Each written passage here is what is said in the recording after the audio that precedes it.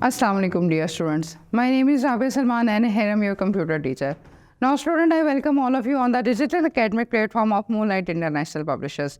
मैं सबको यहाँ पे वेलकम कहती हूँ। होपफुली आपने जो है हम लोग जिस टॉपिक पे बात कर रहे थे प्रोग्रामिंग, और प्रोग्रामिंग में हमने जिस टॉपिक पे बात की है कि जो लैंग्वेज पे हम बात कर रहे हैं वो आपकी स्क्रैच प्रोग्रामिंग है। स्क्रैच प्रोग्रामिंग में हमने आपके बारे में जो थोड़ा सा हमने डिस्कस किया था वो हमने प्रीवियसली जो डिस्कस किया था कि वो आपके एनिमेशंस के लिए आप स्टोरी राइटिंग कोई करते हैं उसकी चीज़ों के लिए इस्तेमाल होते हैं।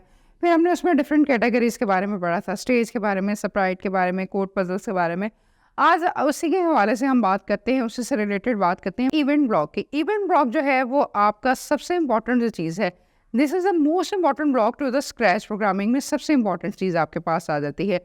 This block is use to define, ये हमने डिफाइन करना होता है कि व्हेन द स्क्रिप्ट, कहाँ पर स्क्रिप्ट यूज़ हो रहा होता है विदाउट इवेंट अ ब्लॉक, के ब्लॉक में कहाँ पर आपने क्या चीज़ें लेके आनी होती है, स्क्रिप्ट को किस तरह लिखना है। द ब्लॉक्स आर ट्रिगिंग, आपने ट्रिगर करना होता है और उसको मूव करना होता है। आपको for example change the flag, change the green flag, आपने फ्लैग को चेंज कर देना है, ठीक है जी। Enable program in the, for example आपके पास ये मुख्तलिफ जो है ऑप्शंस आपके पास आ जाते हैं। व्हेन आप क्लिक करेंगे किसी भी चीज़ पे और जब आपके पास मैसेज रिसीव होगा वो चीज़ आ जाएगी। सेकंड में हम बात करते हैं वन स्पेस। जब आप स्पेस पे करेंगे आपके पास एरो साइन शो हो रहा होता है, आप स्पेस पे क्लिक करेंगे, जो आपके पास चीज़ चेंज करनी होती है आप उसको चेंज कर सकते हैं। और इसी में जो अगर हम दूसरे ऑपोजिट साइड पे देखें तो वो आपके पास चीज़ आ जाएगी when the Sprite is click. जब आपने स्प्राइट में, यानी कि जो भी आपने एनिमेशन, जो भी आपने कैट की जगह या कोई भी चीज़ आपने करनी है वो आपके पास आ जाएगी। और थर्ड वन जो चीज़ है वो आपके पास व्हेन बैकग्राउंड, आपने जब आपने बैकग्राउंड चेंज करना है, सेलेक्ट वन, आपके पास जो भी आपने बैकग्राउंड चेंज करना है, व्हाटएवर आपके पास वाइट है, आपने उसको जो भी कलर देना है, जो भी थीम देनी है वो आपने चेंज करना है, वो आपके पास आ जाएगा। आप फिर उसमें दूसरी तरफ जो है वो आपके पास मैसेज रिसीव हो जाएगा। तो that is called event block, के पूरा जो इवेंट है वो आपने किस तरह मैनेज किया है, वो किस तरह आपने बनाया है। फिफ्थ हम बात करते हैं कंट्रोल ब्लॉक के बारे में। कंट्रोल है तमाम चीज़ों को कंट्रोल लेके चलना। इन दिस कैटेगरी या इन दिस ब्लॉक में जो है control block are used in switch programming to control. ये आपकी कंट्रोल प्रोग्रामिंग होती है टू सर्टन कंडीशन, एक खास लिमिट तक, एक खास कंडीशन तक यूज़ होती है, ठीक है। सम ऑफ द, इसमें हम दो चीज़ें पढ़ते हैं, एक हम पढ़ते हैं रिपीट ब्लॉक के बारे में और एक हम पढ़ते हैं इफ़ देन एल्स ब्लॉक के बारे में। ये प्रीवियसली भी हमने पढ़ा है। रिपीट ब्लॉक क्या होता है कि जब तक आपने काम रिपीट करना होता है, यानी कि लूप चला दे, आपने जितनी दफ़ा भी काम वो रिपीट करना है आप उसको दे देंगे, मैसेज दे देंगे रिपीट 10 टाइम्स, वो 10 टाइम आपको रिपीट कर देगा। आप उसको कहते हैं कि रिपीट 20, वो 20 टाइम्स रिपीट कर देगा। जब तक आपका काम रिपीट नहीं होगा और जितने भी आपने दिया हुआ है वो काम आपका चलता रहेगा। डेट इज़ कॉल्ड रिपीट करना, डेट इज़ ये आपका रिपीट ब्लॉक में, कंट्रोल ब्लॉक में आता है। कंट्रोल ब्लॉक में मैंने दो टाइप्स आपको बताई हैं। एक मैंने आपको बताया है रिपीट ब्लॉक, जितना भी हम उसको देंगे, जैसे रिपीट 10 लिखा हुआ है तो वो रिपीट कर देगा।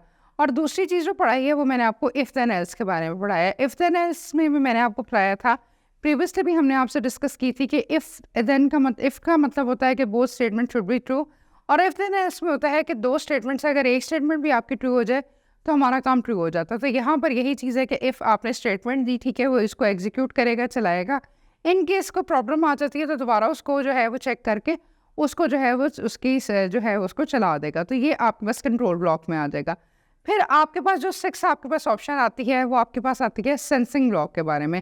सेंस आपके पास क्या है, ये क्या चीज़ होती है? Code block. ये जो कोड ब्लॉक है इज अ स्क्रैच में जो है, स्क्रैच में जो है आपके पास आइडेंटिफाई करती है, पहचानती है what is happening to a given a point, कि आपका क्या काम कर रहे हो और किस तरह आप उसको रिस्पॉन्ड कर रहे हो उसके हवाले से, यानी कि क्या काम हो रहा है और उसमें क्या आप रिस्पॉन्डिंग दे रहे हैं।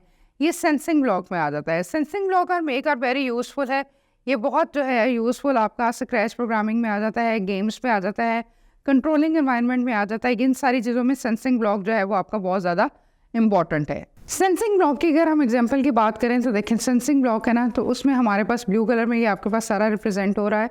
उसमें ये चीज़ आ रही है व्हाट इज़ योर नेम, फिर आपने वेट करना है, वेट करने के बाद आप नीचे जाएंगे, नीचे जाने के बाद आपके पास ये आप अपने वेट करने के बाद वो आपसे आंसर पूछेगा, आपने वो लिखना है, ठीक है। फिर उसके बाद प्रेजेंट आ जाएगा, प्रेजेंट के बाद आपके पास जो है ड्रॉप डाउन मेन्यू में आ जाएगा माउस, और माउस में एक्स आ जाएगा और माउस में ही आपके पास वाई आ जाएगा। ये सारी आपके पास चीज़ आपके पास क्लियरली नज़र आ रही है। सेंसिंग ब्लॉक के क्या पर्पसेस है? हमने पहली चीज़ जो पढ़ी है for detection of the press and mouse click, कि हमने कहाँ पर डिटेक्ट करना है और कहाँ पे हमने माउस को क्लिक करना है, किस तरह हमने काम करना है। डिडक्शन करनी है और वो किस लिए इस्तेमाल होता है। और फिर सेकंड जो है टू रिटर्न, आपने रिटर्न होना है, आपने यूज़ करना है if the background and colour, जो भी आपने बैकग्राउंड या जो कलर स्कीम जो भी आपने चेंज करनी है उस पर हम क्लिक करेंगे।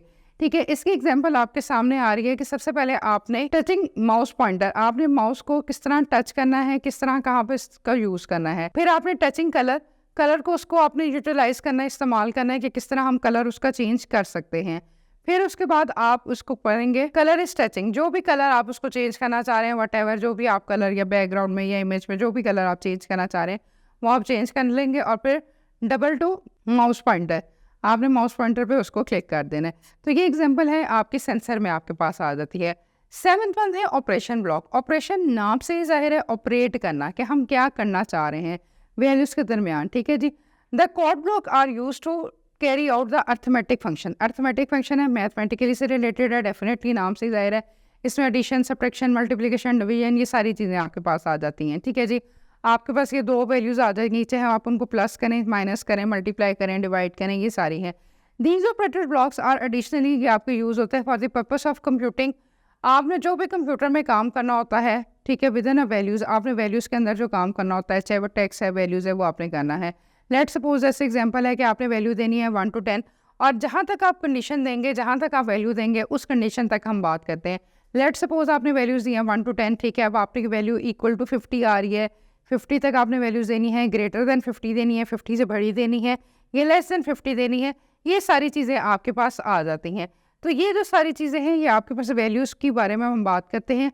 ये आपने वैल्यूज़ जो है आपने उसी तरह प्रोग्राम को गाना है। नंबर 8 में हम बात करते हैं वेरिएबल ब्लॉक्स की। वेरिएबल जो है वो चेंजेबल होते हैं। वेरिएबल आपके A to Z आप कह लें, let suppose A to Z आप कह लें, तो वेरिएबल को हम इजीली चेंज कर सकते हैं, मॉडिफाई कर सकते हैं, तब्दील कर सकते हैं। तो इन स्क्रैच प्रोग्रामिंग, यानी कि जो स्क्रैच प्रोग्रामिंग लैंग्वेज है, वेरिएबल इज़ अ यूजफुल, एक यूजफुल थिंग है, यूजफुल है वो स्टोरिंग द डाटा। आप डाटे को स्टोर कर सकते हैं कंप्यूटर की मेमोरी के अंदर। ठीक है ना, जैसे लेट सपोज कर लें कि ए की वैल्यू आपने 10 दे दी, तो ए जो है वो वेरिएबल है और जो उसकी वैल्यू है वो 10 है। ये वैसे मैं आपको एग्जांपल दे रही हूँ।